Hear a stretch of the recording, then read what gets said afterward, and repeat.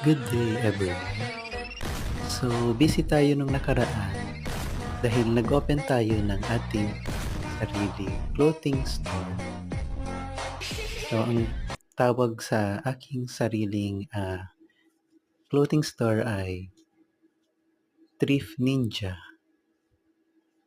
So, sa mga nanonood ng video na ito, maaari na kayong mag-order.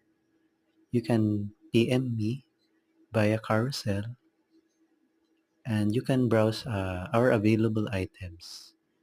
Thrift Ninja, Okayero, at your service.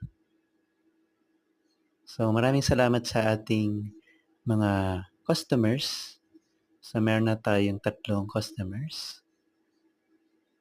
Hoping na mag-grow pa itong ating clothing store business.